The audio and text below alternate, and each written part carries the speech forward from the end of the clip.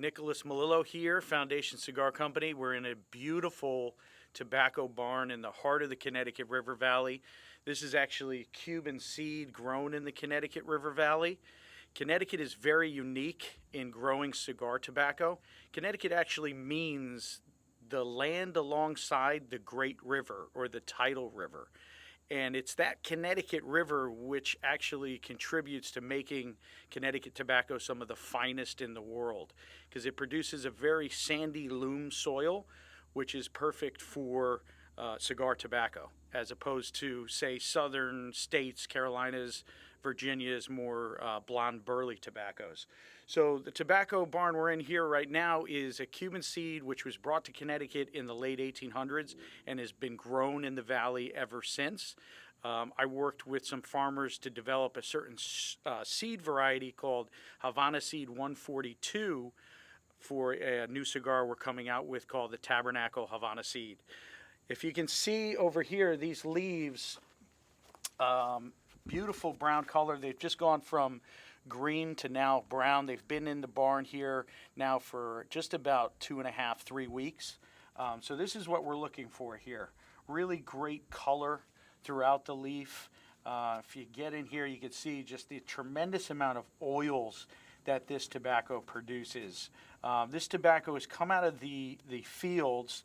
Basically what we're looking at is 45 days in the seed beds is where the tobacco starts. That's in April, May. Then the tobacco goes into the fields at about 55, 60 days. General depends on when the tobacco is ready, but generally 55 to 65 days the plant is topped, meaning we remove the flower of the plant, so the energy of the plant goes to the leaves. Then the tobacco stays in for another 20, 15 days before it's harvested and hung in these barns. This is a crucial stage. You can have a beautiful, beautiful crop in the field. If you don't know what you're doing in the curing barns, it could prove disastrous. Why? Temperature and humidity in these barns. We just had a lot of rain last week. So we can see charcoal fires here on the floor of this barn. What we're trying to do is really remove moisture from this leaf at this stage. When this is coming out of the field, it's about 85 to 90% moisture content. What we're trying to do is get the moisture content down to about 18% in the central vein of the leaf.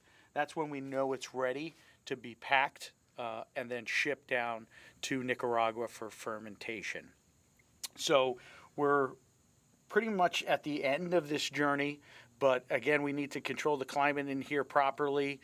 We need to remove more of the humidity in here. Right now, the central vein of this crop right here is very moist. So once this comes down to about 18% humidity, these will be packed in 30-pound bales and then shipped on a container down to Nicaragua.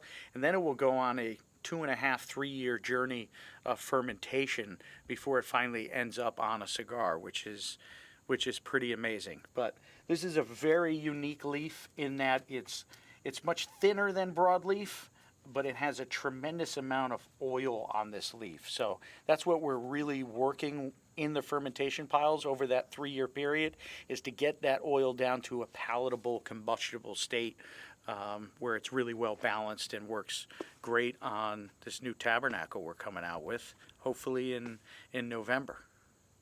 Hope you enjoy.